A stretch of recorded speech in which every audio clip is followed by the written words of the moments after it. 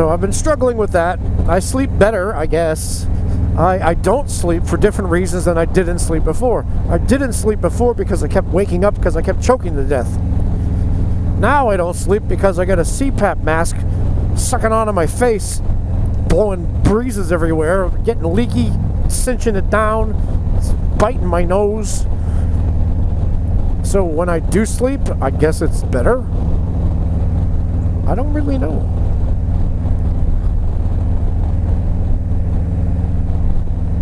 I'll just get used to it. That's what they say. You'll get used to it. Just keep doing it. Oh yeah, I'm gonna do it.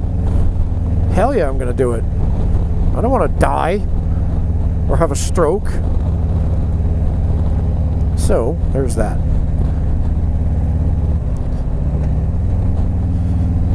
So all that sicknesses and CPAP and old age things and whatever the hell. It's not really old age though, is it? CPAP can happen to young people too. Some people need it when they're in their 20s. Imagine that. Glad I don't have that problem. And I know if I lost weight, I would probably not even need one. Yeah, well, easier said than done, pal. Easier said than done. Well, all you're gonna do is go jogging. All you're gonna do is go walking. Yeah. With what good right leg am I going to do that? I don't have a good right leg. You can go biking. You still use your legs for biking. I'm smiling like you're an idiot. Whoever you are. You're not an idiot. My viewers, I love you. Anyway, I'm just reacting to the types of things I've heard from people. All you're going to do is do some jumping jacks. No, it's not going to work for me. I walk as much as I can. And I know I should eat better. And I've been trying. I think I've gotten better. And because I sleep better, I think I might actually start losing weight over time. Because when you sleep better, you have more energy. And when you have more energy, you don't need to eat as much. And you move around more because you have more energy to move around. So hopefully it'll have this kind of snowball. And the snowball will reduce the meatball. Let's put it that way. Hello.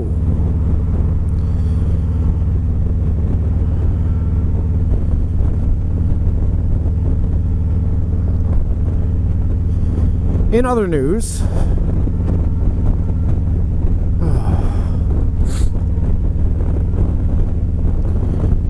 how's work been? Oh, I'm glad you asked. Work has been a lot better since January. Things are looking real bad for old Mike Cayley 7 in November and December last year. But I came through the storm, and I think I'm going to be all right. I've learned some valuable lessons about taking things too seriously, I guess.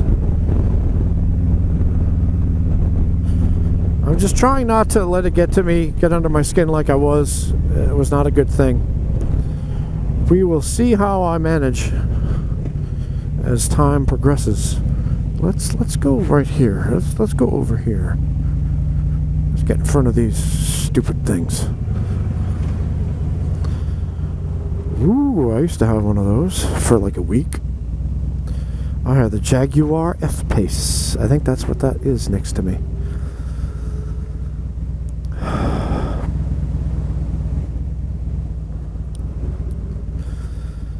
Yeah, a lot less stressful at work. I'm trying to streamline things as much as I can. A lot of processes and things that we did. A lot of things that we did were wasteful of money, I think. Wasteful of material.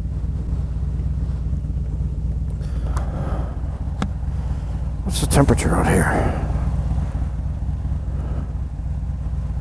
70. I'm sweating. I am sweating like a whore in church. Alright, where was I? So, let's see. What else is going on with Mike Cayley 7 since you haven't seen him in a month? I've been, as you know, very excited about firearms, pistols in particular, and shooting them. Of course, you don't have pistols without shooting them. I mean, people do, but why? I don't know. Yeah, this has been a challenging period, and one of the things that has really helped is shooting. So what guns have I gotten into? Well, let me tell you what guns I've gotten into.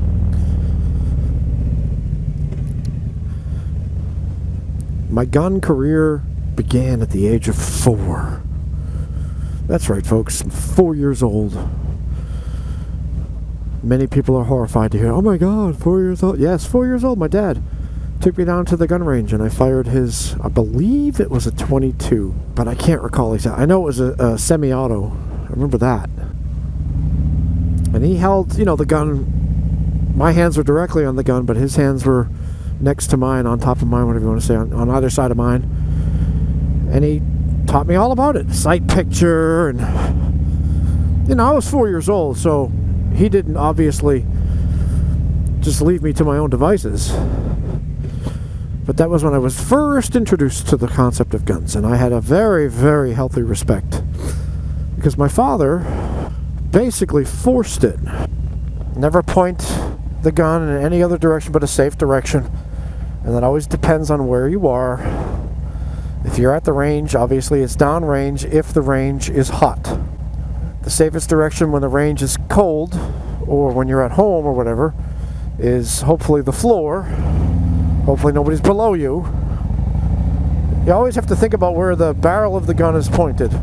Even when the gun is empty, even when you know it's empty and you've checked it a million times, you still treat it like it's a deadly weapon at all times, because the one moment you forget, that's when it will go boom. And you don't want it to go boom. And I know people, well, if you knew what you were doing, it would never go boom. Look, I've seen people who are decades worth of experience, military, they make mistakes. It's easy to make a mistake. So you don't even chance it. You don't even chance it. Anyway, years go by. I've fired guns periodically throughout my young life, going to the range with my dad and all that. So when I was 33, I think it was, he called me up, and he was, I think we see now, if I was 33, he was 60, he was about 67, I would say.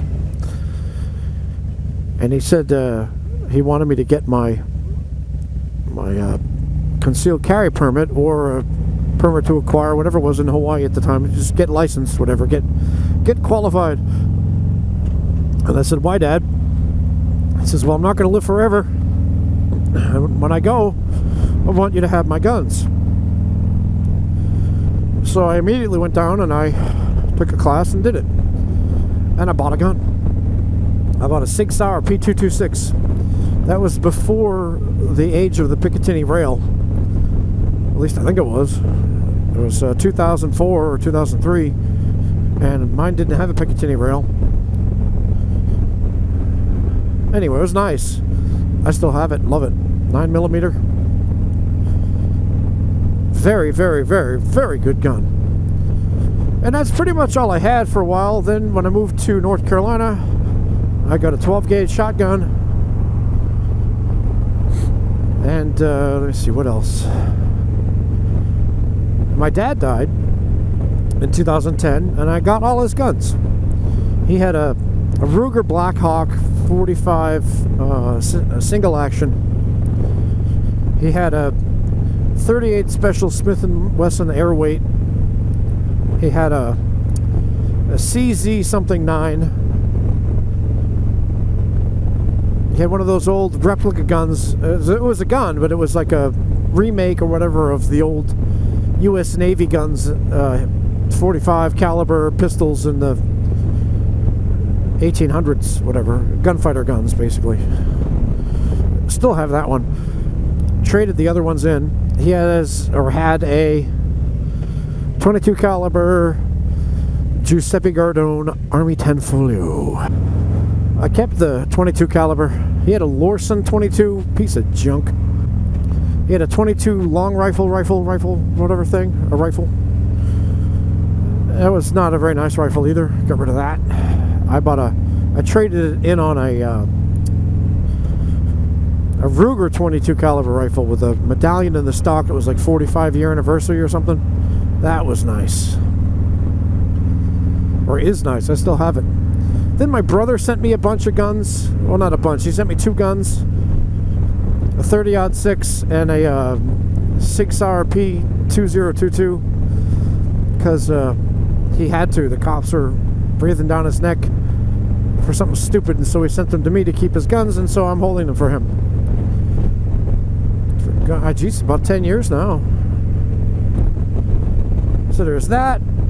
And then I started buying more guns on my own. Trading, like I traded the Ruger Blackhawk 45, because I'm not into cowboy guns. They just don't do anything for me.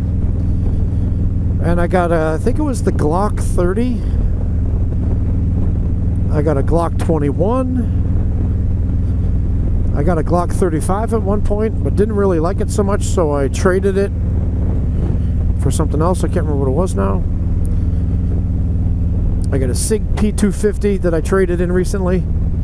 That was a 45 caliber. I got an H&K USP 45 compact.